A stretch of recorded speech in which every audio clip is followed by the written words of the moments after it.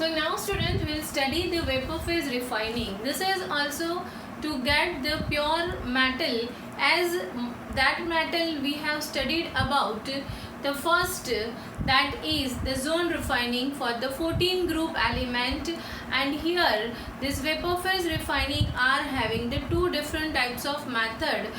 First is known as the Mond process and second one is known as the Van Arkel refining.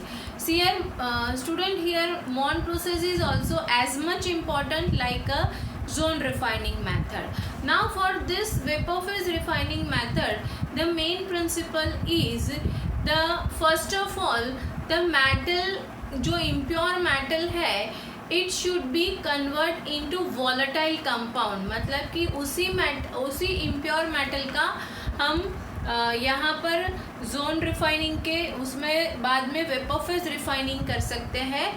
Vapour form में उसको convert करने के लिए वो जो भी इम्प्योर मेटल है that impure metal must be first convert into the volatile compound. तो ये उसकी फर्स्ट कंडीशन है। अब सेकेंड स्टेप में जो पहले मिला हुआ वॉलेटाइल कंपाउंड है वो पर्टिकुलर इम्प्योर मेटल का, वो इजीली डीकम्पोज भी हो जाना चाहिए। मतलब ऐसा नहीं कि कोई भी वॉलेटाइल कंपाउंड बन जाता है, पर वो वॉलेटाइल कंपाउंड सेकेंड स्टेप में उसको हीट देने से वो इजीली डीकम्पोज हो जाना चाहिए, इजीली वो कन्वर्ट हो जाना चाहिए प्योर मेटल में। सो वेपर फेज रिफाइनिंग के लिए student this is the two main important principal. The first principle, first step में जो भी इम्प्योर मेटल है it must be convert into volatile compound and that volatile compound must be convert into decomposed metal that is in the second step at the high temperature. So यहाँ पर हम देखते हैं student दो process है, first is Mond process and second one is known as van Arkel refining. Student Mond process जो है वो जनरली जैसे जोन रिफाइनिंग के बारे में मैंने बताया था, मॉन्ड प्रोसेस भी एग्जाम में पूछा जाता है, तो Mond process is also as same importance. So यहाँ पर हम देख सकते हैं कि मॉन्ड प्रोसेस में निकल is purified by using carbon monoxide. यहाँ फिर से हम एलिंगम डायग्राम के हिसाब से हम carbon dioxide, carbon monoxide and coke as a good reducing agent जो हमने यूज़ किया था, तो यहाँ पर भी मॉन्ड प्रोसेस में हम निकल का रिफाइनिंग करते हैं कार्बन मोनोऑक्साइड की प्रेजेंट में। So the according to the first step student, nickel जब कार्बन मोनोऑक्साइड के साथ में नियर बाई 350 केल्विन टेम्परेचर पे हीट किया जाता है, तो वो volatile compound nickel tetra carbonyl NiCO4 nickel tetra carbonyl में कन्वर्ट होता है, and this nickel tetra carbonyl in the second step at high temperature nearby 470 kelvin it we get the highly pure nickel metal. Understand student, one more time I am explaining you. First step, nickel is heated with carbon monoxide nearby 330 to 350 Kelvin temperature, and the volatile compound nickel tetracarbonyl NiCO4 is the product or volatile compound. When this volatile compound is heated nearby 450 to 470 Kelvin temperature, we get highly purified nickel and plus 4CO.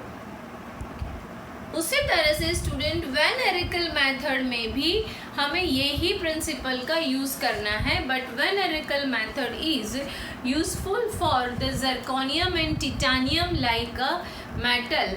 यहाँ पर यही principal का use करके हम zirconium और titanium में से nitrogen और ऑक्सीजन जैसी इम्प्योरिटी प्रेजेंट है उसे हम दूर करते हैं और ये मेटल बहुत ही स्मॉल प्रपोर्शन में हमें मिलता है। पर फिर भी zirconium and titanium is very important metal.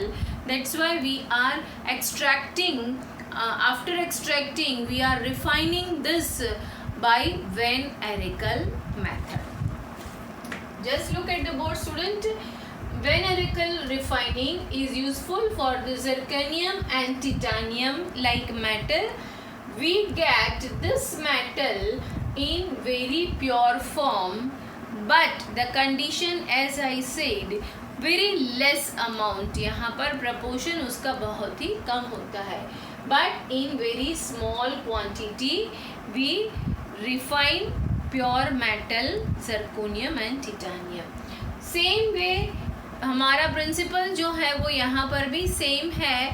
तो जिरकोनियम और टिटानियम का हम आयोडीन के साथ में रिएक्शन करते हैं और ऐसा कंपाउंड बनाते हैं कि जो वॉलेटाइल है, and that volatile compound eight high temperature in presence of tungsten filament, when we are heating it, that zirconium or titanium may be, that volatile compound is convert into pure zirconium.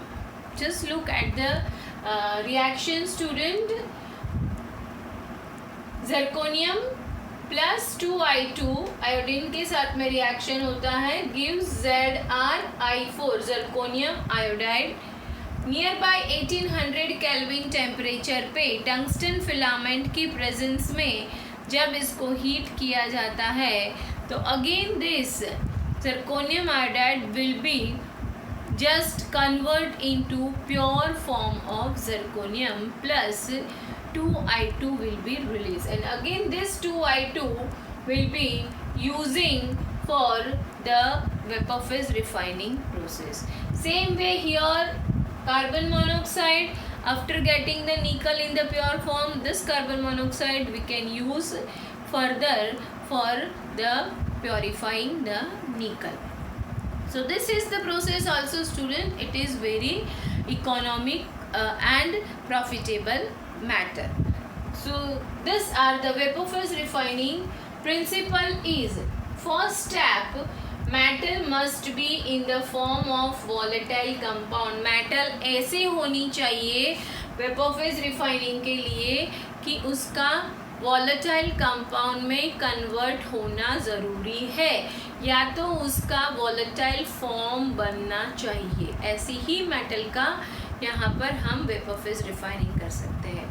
And the second principal और the principal का second step जो है, that volatile compound, मतलब यहाँ जो बना हुआ volatile compound है, it must be easily decomposed into the pure metal. So this volatile compound must be easily decomposed. little high temperature पे वो easily decompose भी हो जाना चाहिए। होप स्टूडेंट्स, आज की जो टॉपिक हमने लिया था रिफाइनिंग प्रोसेस, और रिफाइनिंग प्रोसेस में सबसे पहले हमने पढ़ा जोन रिफाइनिंग और उसके बाद में हमने पढ़ा vapour phase refining. Vapour phase में हमने दो मेथड पढ़ी, एक मेथड को हम कहते हैं मॉन्स प्रोसेस और दूसरी मेथड है वो van Arkel method. So zone refining and Mond process both are very important for your exam purpose also. So student, study properly, try to understand it clearly, and if you are having any of the doubt or query, you can mail me or just मेरी channel को like and subscribe करना तो भूलना नहीं है student आपको। So please please please do like and subscribe my channel. Thank you student.